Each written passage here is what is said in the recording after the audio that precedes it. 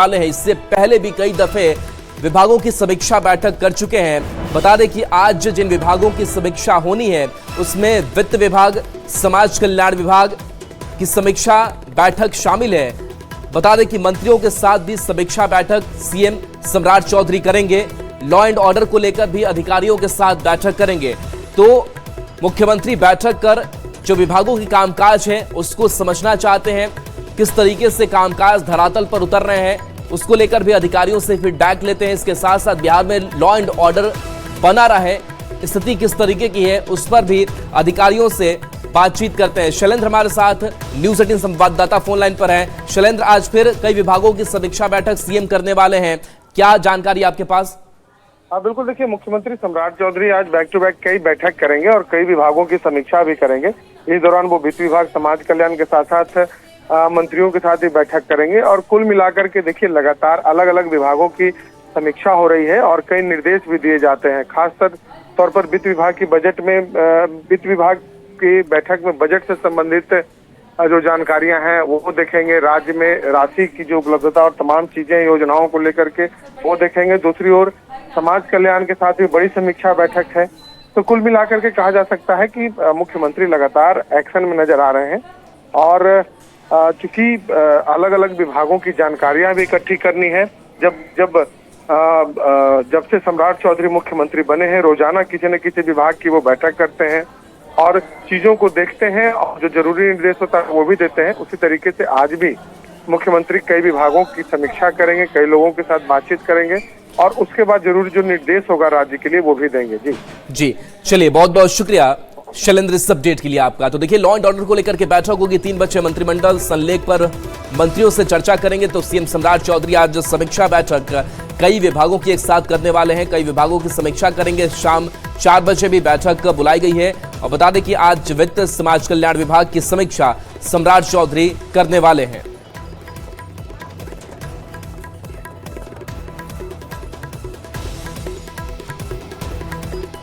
और देखिए, 9 MLC seat पर आज से नामांकन की जो प्रक्रिया है वो शुरू हो रही है। तो देखिए, विधान परिषद चुनाव को लेकर भी गहमागहमी बढ़ गई है। 9 एमएलसी सीट जिस पर आज से नामांकन, बता दें कि 1 जून से 8 जून के बीच नामांकन होगा। जो शेड्यूल की बात करें तो 9 जून को नामांकन पत्रों की जांच होनी है। 11 जून नामांकन वापस लेने की आखिरी तारीख रखी गई है। 18 जून को वोटिंग होगी और 20 जून के पहले चुनाव प्रक्रिया पूरी कर ली जाएगी। 9 एमएलसी का कार्यकाल 28 जून को खत्म हो रहा है और ऐसे में आज से नामांकन शुरू हो जाएगी। आनंद हमारे साथ न्यूज़ 18 संवाददाता फोन लाइन पर। आनंद, आज से नामांकन की शुरुआत 9 एमएलसी सीट को लेकर के क्या पूरी प्रक्रिया होगी, शेड्यूल क्या है? देखिए, आज से नामांकन की प्रक्रिया शुरू हो जाएगी जो 8 जून तक चलेगी और 9 जून तक नामांकन के पत्र जो भी नामांकन होगा उसकी पत्रों की जांच होगी और 11 जून तक अगर जो उम्मीदवार अपने नाम वापस लेना चाहते हैं वो 11 जून तक वापस ले सकते हैं और 18 जून को इसका वोटिंग होना है और 20 जून के पहले निर्वाचन की पूरी प्रक्रिया हो जानी है और 28 जून को जो भी 9 सदस्य है उनका कार्यकाल खत्म हो रहा है। तो जाहिर सी बात है ये बेहद महत्वपूर्ण हो जा रहा है बिहार विधान परिषद का चुनाव और नीतीश कुमार की सीट को खाली करके अगर देखेंगे तो टोटल मिला के 10 सीटों पे चुनाव होना है। दावेदारी दोनों तरफ से चल रही है। एनडीए की तरफ से ये कहा जा रहा है कि राज्यसभा का जो समीकरण था जिसमें 5 से 5 सीट एनडीए जीत हासिल की थी, तो विधान परिषद में भी यही प्रदर्शन दोहराया जाएगा और जाहिर तौर पर अगर संख्या बल है उसके हिसाब से 9 सीटों पर एनडीए की जीत आसान है, लेकिन 10वीं सीट के लिए भी एनडीए की तरफ से कोशिश की जा रही है। ऐसा माना जा रहा है कि एनडीए की नजर 10वीं सीट पर है। वही दूसरी तरफ अगर देखें तो आरजेडी के पास 25 विधायकों की संख्या और महागठबंधन के पास 35 विधायकों की संख्या है। एमआईएम मिला दे तो लगभग संख्या 39 के आसपास हो जाती है। तो जाहिर तौर पे इनकी कोशिश है महागठबंधन की कि आरजेडी की एक जो सीट है वो सीट आरजेडी जीत हासिल करे। तो ये कुछ ऐसी बातें हैं जिसे लेकर सियासी हलचल बेहद तेज है और इसी समीकरण के बीच में, सरगर्मी के बीच में लगातार जेडीयू के बड़े नेताओं का मिलना जारी है और उनकी पूरी कोशिश है कि ऐसे उम्मीदवार का नाम तय किया जाए जिसके जीत पर आसान हो। तो ये अभी ताजा अपडेट यही है कि लगातार एनडीए की तरफ से पूरी कोशिश की जा रही है कि जो विधान परिषद का चुनाव है 10 सीट का, वो 10 सीट पर जीत हासिल किया जाए। जी राहुल जी, चलिए, बहुत बहुत शुक्रिया आनंद इस अपडेट के लिए आपका। तो देखिए किसके पास कितनी सीट है उसको देख लीजिए। जेडीयू के पास 5 सीटें, बीजेपी के पास 2, आरजेडी के पास 2 और कांग्रेस के पास 1। तो देखिए जो जेडीयू की 4 सीटें, गुलाम गौस, भीष्म सैनी, कुमुद वर्मा और भगवान सिंह कुशवाहा, और इसके साथ साथ नीतीश कुमार की बात करें तो नीतीश कुमार की जो एक सीट खाली हुई है उस पर भी ये चुनाव होना है। और देखिए इस बीच बड़ी खबर, जहां पूर्व सीएम नीतीश कुमार लगातार एक्शन में है और इन सब के बीच वो घरों से बाहर निकल रहे हैं। और खबर है कि विजय चौधरी जो मुख्यमंत्री हैं उनके आवास पर गए और वहां पर जाकर के उन्होंने मुलाकात की है। तो इससे पहले भी कई नेताओं से लगातार नीतीश कुमार मिलते रहे हैं और अचानक वो घर से निकलते हैं। इससे पहले की जो मुलाकात हुई थी वो जेडीयू के राष्ट्रीय कार्यकारी अध्यक्ष संजय झा से पिछले दिन हुई थी। और आज एक बार फिर से नीतीश कुमार अपने आवास से निकले और सीधे विजय चौधरी के आवास पर पहुंच गए। और हमारे साथ आनंद जुड़े हुए हैं। आनंद, उप मुख्यमंत्री के आवास पहुंच गए नीतीश कुमार, क्या कुछ बातचीत हुई है? नीतीश कुमार जो जेडीयू के राष्ट्रीय अध्यक्ष हैं, जेडीयू के राष्ट्रीय कार्यकारी अध्यक्ष संजय झा के आवास पर पहुंचे थे और आज विजय चौधरी के आवास पर पहुंचे। और जाहिर सी बात है नीतीश कुमार लगातार सक्रिय हैं और जेडीयू के जो भी बड़े नेता हैं वहां पे जाते हैं, बीच में कभी जेडीयू दफ्तर भी पहुंचते हैं और पार्टी के नेताओं से मुलाकात करते हैं। लेकिन डिप्टी सीएम विजय चौधरी के आवास पर पहुंचने के पीछे जो वजह बताई जा रही है, चूंकि विधान परिषद का चुनाव है, कई सारी बातें हैं, तो जेडीयू के राष्ट्रीय अध्यक्ष के नाते वो उनकी कोशिश है कि ऐसे उम्मीदवारों को उतारा जाए जिसकी जीत हासिल हो। तो इसी कड़ी का हिस्सा माना जा रहा है। चूंकि कल विजय चौधरी भी जेडीयू के राष्ट्रीय कार्यकारी अध्यक्ष संजय झा के आवास पर पहुंचे थे और वहां पर जो उम्मीदवार को लेकर जो बातचीत हो रही थी वहां पर बातचीत हुई और उसके बाद केंद्रीय मंत्री ललन सिंह भी वहां पहुंचे थे। तो इसी कड़ी का हिस्सा है, नीतीश कुमार भी पहुंचे हैं। लेकिन जेडीयू के बड़े नेताओं के आवास पे नीतीश कुमार पिछले कुछ दिनों से लगातार जा रहे हैं और जैसे सियासी नजरिए से इसे देखना चाहिए, क्योंकि ये जेडीयू के राष्ट्रीय अध्यक्ष है और इस नाते पार्टी के बड़े नेताओं के पास जा रहे हैं। लेकिन बिहार के डिप्टी सीएम भी है विजय चौधरी, इस नाते भी वहां पे जाना उनके लिए महत्वपूर्ण है। तो राहुल, फिलहाल नीतीश कुमार पूरी तरीके से सक्रिय हैं और उनकी कोशिश है कि पार्टी में गतिशीलता बनी रहे। पार्टी के कार्यकर्ताओं से जब उनकी पार्टी दफ्तर मुलाकात होती है तो पार्टी के जो नेता और कार्यकर्ता है वो भी काफी उत्साहित होते हैं। तो ये नीतीश कुमार पहले भी करते हैं और आज इसी कड़ी का हिस्सा माना जा रहा है। चलिए, शुक्रिया आनंद इस अपडेट के लिए आपका। और देखिए पटना में आरजेडी प्रदेश कार्यालय के सामने एक पोस्टर लगा है, जो पोस्टर अब चर्चा का विषय बना हुआ है। इस पोस्टर पर रोहिणी आचार्य का जिक्र किया गया है। यह पोस्टर आरजेडी प्रमुख लालू प्रसाद की बेटी रोहिणी आचार्य के जन्मदिन के मौके पर लगाया गया है। परिवार और पार्टी से बेदखल किए जाने के बाद सिंगापुर में रह रही रोहिणी आचार्य के समर्थन में लगाए गए इस पोस्टर ने राजनीतिक हलकों में नई चर्चा छेड़ दी है। पोस्टर में लिखा है, न हौसला टूटा है, न हिम्मत हारी है, मैं लड़ना जानती हूं, अकेले गद्दारों पर भारी हूं, मैं लालू जी की बेटी हूं, मेरा लहू बिहारी और रग रग में खुददारी है। पोस्टर में लिखे संदेश को लेकर अब तरह तरह की राजनीतिक चर्चाएं शुरू हो गई हैं। होने के बाद रोहिणी आचार्य इन दिनों सिंगापुर में रह रही हैं। आज उनका जन्मदिन है और इस जन्मदिन के मौके पर पटना आरजेडी प्रदेश कार्यालय के सामने एक पोस्टर लगा है और इस पोस्टर के जरिए बहुत कुछ कहा गया है। इस पर लिखा हुआ है, न हौसला टूटा है, न हिम्मत हारी है, मैं लड़ना जानती हूँ, अकेले गद्दारों पर भारी हूँ, मैं लालू जी की बेटी हूँ, मेरा लहू बिहारी है और रग रग में खुददारी है। जाहिर सी बात है, इन शब्दों से साफ तौर पर समझा जा सकता है कि वर्ड किनके लिए इस्तेमाल किया गया है, ये गद्दार शब्द का इस्तेमाल किनके लिए किया गया है।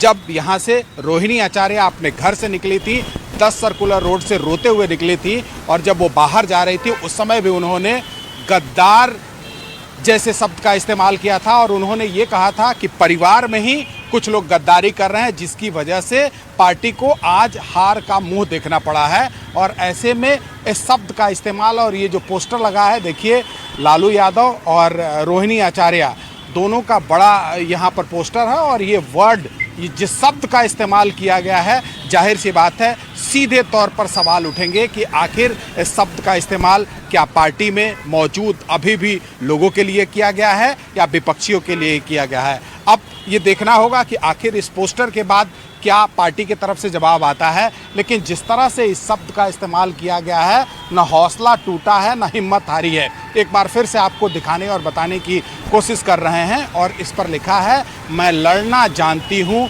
अकेले गद्दारों पर भारी हूँ, मैं लालू जी की बेटी हूँ, मेरा लहू बिहारी है और रग रग में खुददारी है। जाहिर सी बात है, इस पोस्टर लगने के बाद ये ज़रूर सवाल उठेंगे कि आखिर इस शब्द का इस्तेमाल, गद्दार शब्द का इस्तेमाल, खुददारी का जो सवाल है वो किसके लिए इस्तेमाल किया गया है। कैमरामैन सोनी के साथ चंद्रमोहन कुमार, पटना, न्यूज़ 18 इंडिया। तो देखिए,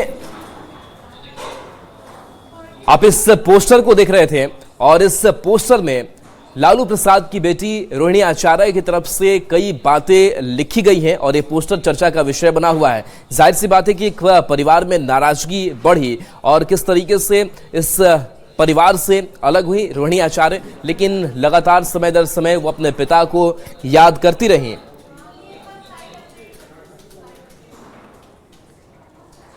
तो देखिए, रोहिणी आचार्य के जन्मदिन पर एक पोस्टर लगा हुआ है और जिसमें पोस्टर पर जो लिखा हुआ है वो भी लगातार हम उस टेक्स्ट को दिखा रहे हैं, जिसमें लिखा गया है कि ना हौसला टूटा है ना हिम्मत हारी है, मैं लड़ना जानती हूं और अकेले गद्दारों पर भारी हूं। जब परिवार से वो अलग हुई थी, जब सिंगापुर गई थी, तो पटना में जो मीडिया के सामने आई थी, तबीयत उनकी बहुत नासाज थी। उस वक्त याद आपको होगा जिन्होंने कई गंभीर आरोप कई किरदारों पर लगाए थे और कहा कि किस तरीके से पूरा परिवार बर्बाद किया गया। और जय यादव आरजेडी के प्रवक्ता हमारे साथ फोन लाइन पर है। जय, जिस तरीके से रोहिणी बड़ी नाराज होकर के, दुखी होकर के घर उन्होंने छोड़ा, सिंगापुर गई, लेकिन अब जो ये पोस्टर लगा है, इस पोस्टर में लिखा गया है कि ना हौसला टूटा है ना हिम्मत हारी है, मैं लड़ना जानती हूं, गद्दारों पर भारी हो। ये कौन से गद्दार है जिसकी बातें हो रही हैं? इस पोस्टर को आप कैसे देखती हैं? देखिए, जिन लोगों ने भी रोहिणी आचार्य जी की आप बात करें तो पार्टी की वफादार वो सिपाही रही हैं, मजबूत महिला है, वो लोकसभा चुनाव भी लड़ी, विधानसभा भी समय वो पूरे समय बिहार में थी। कहीं कहीं पे ऐसे कुछ लोग हैं जिनके कारण अगर नुकसान पहुंचा है पार्टी पे, तो उनके लिए वो बोल रही हैं और ऐसे लोगों के खिलाफ तो कार्रवाई हमारी पार्टी करती ही रही है, उन्हें निष्कासित भी करती रही है जिन लोगों ने गद्दारी की। तो जो गद्दारी की उनके खिलाफ बोल रही है रोहिणी जी, पार्टी के हक में बोल रही है, पार्टी आगे बढ़े, मजबूत हो, इसकी चिंता उनको है जी। लेकिन जिस तरीके से रमेश पर उन्होंने आरोप लगाए, जाते वक्त संजय पर आरोप लगाया, कई औरों के नाम उन्होंने रखे, क्या इस गद्दारी की बात में किस ओर संकेत है और किसने पोस्टर लगाया है, इसको कुछ समझ पा रही हैं? क्या कहेंगे इस पे?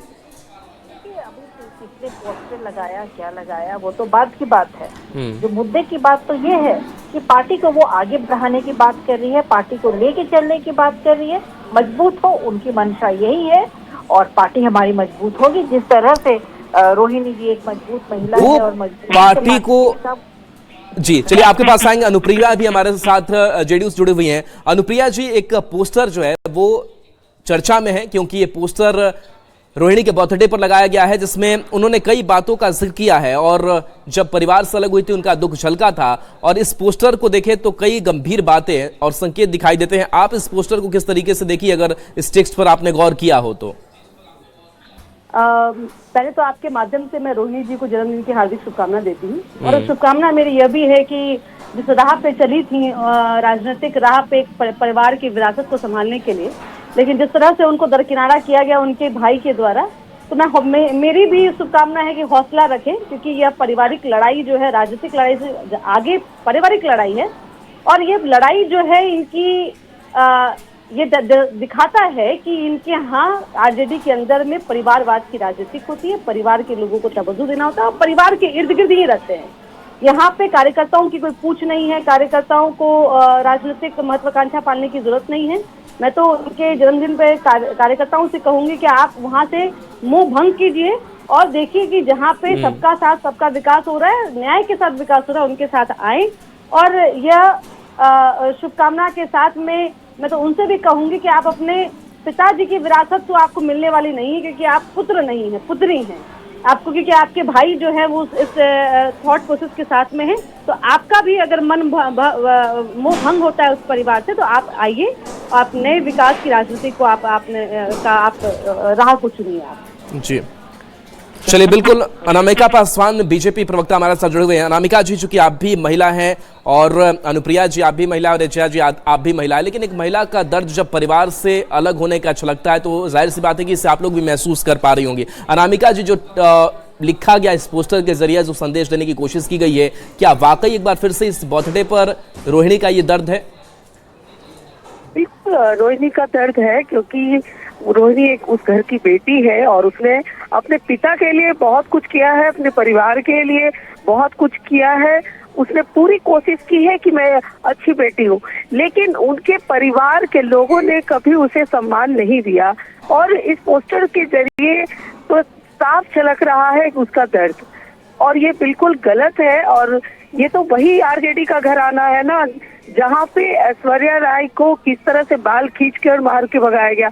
जब वो अपने बहू बेटी की इज्जत नहीं कर सकते हैं तो क्या महिला सम्मान की बात करते हैं आरजेडी के लोग।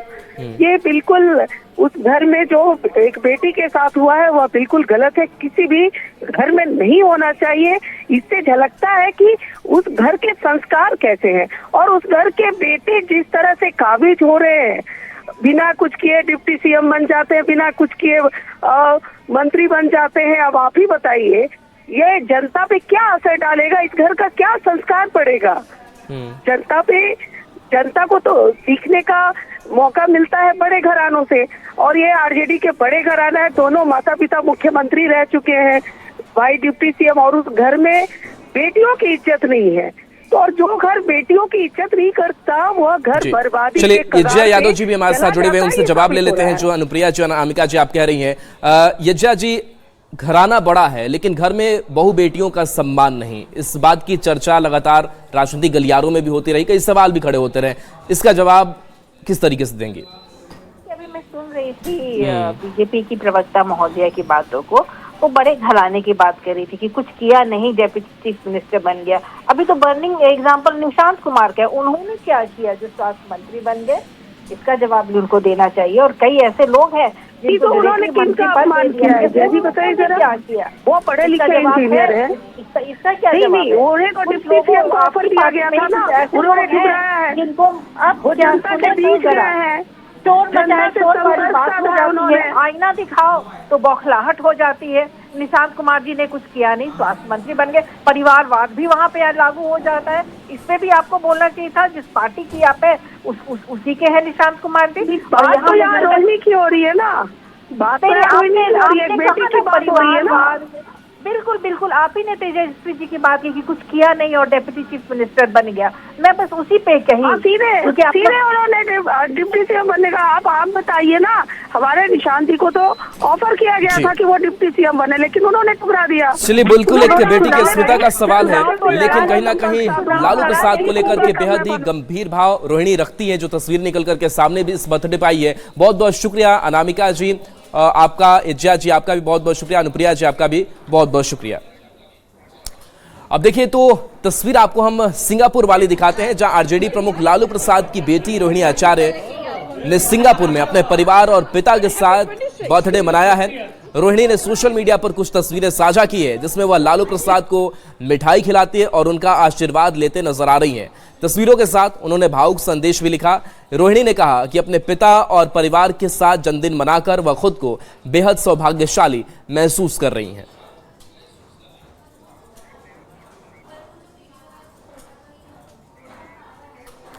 गोपालगंज का सवैया एयरपोर्ट, जिसको लेकर के बड़ी तैयारी की बात कही जा रही थी, उड़ानों की बात कही जा रही थी, लेकिन इसी एयरपोर्ट की जमीन के अंदर किस तरीके से शराब का खेल हो रहा है, ये सबको हैरान कर रहा है। बता दें कि एयरपोर्ट को विकसित करने के लिए तेजी से काम चल रहा है, लेकिन इन दिनों ये एयरपोर्ट शराब धंधेबाजों के लिए सेफ जोन का अड्डा बन चुका है।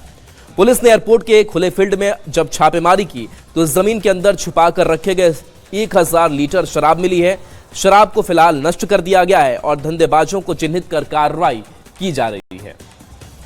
बिहार में पूर्ण शराबबंदी कानून लागू है, बावजूद इसके शराब तस्कर अपने अवैध कारोबार करने से बाज नहीं आ रहे हैं। ताज़ा मामला गोपालगंज के सवैया एयरपोर्ट का है, जहां पर शराब तस्करी और शराब के धंधे का बड़ा खुलासा हुआ है। पुलिस ने जमीन की खुदाई के दौरान तकरीबन 1000 लीटर अवैध शराब को बरामद किया है। शराब धंधेबाजों ने इस इलाके को सेफ जोन मानकर शराब को जमीन के अंदर गाड़ दिया था, जिसके बाद पुलिस ने इसे रिकवर किया है और मौके पर ही पुलिस ने विनष्ट कर दिया है। पूरी प्रक्रिया की बाकायदे वीडियोग्राफी भी कराई गई है। बड़ा सवाल ये है कि जब इस एयरपोर्ट को विकसित करने के लिए केंद्र सरकार ने ध्यान दिया है और उड़ान योजना में इसे शामिल किया है और वहां पर सुरक्षा के लिहाज से पुलिसकर्मी की तैनाती की गई है, तो इन तमाम सुरक्षा और चाक चौबंद के बावजूद शराब तस्करों ने ज़मीन के अंदर शराब को कैसे छुपाया। पुलिस इस पूरे मामले की जांच कर रही है और ये पता लगाने की कोशिश की जा रही है कि इस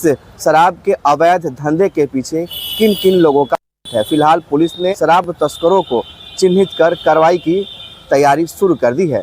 गोविंद कुमार, न्यूज़ 18, गोपालगंज। अब खबर सासाराम से है, जहां पर बांस काटने के विवाद को लेकर के दो पक्षों के बीच हिंसक झड़प हुई है। कई लोग इस हिंसक झड़प में घायल बताए जा रहे हैं। बता दें कि परिवारों के बीच शुरू हुआ विवाद देखते ही देखते हिंसक झड़प में बदल गया।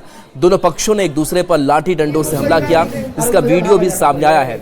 इस हिंसक मारपीट में 3 महिला और 2 बच्चे समेत 7 से ज्यादा लोग गंभीर रूप से घायल हो गए। सभी घायलों को इलाज के लिए सदर अस्पताल में भर्ती कराया गया है। मामले में दोनों पक्ष ने एक दूसरे पर आरोप लगाते हुए FIR दर्ज कराई है। एक पक्ष की ओर से 15 लोग और दूसरे पक्ष की ओर से 5 लोग नामजद आरोपी बनाए गए हैं। पुलिस ने कार्रवाई करते हुए दोनों पक्षों के कुल 5 लोग को गिरफ्तार किया है। फिलहाल पूरे मामले की जांच जारी है।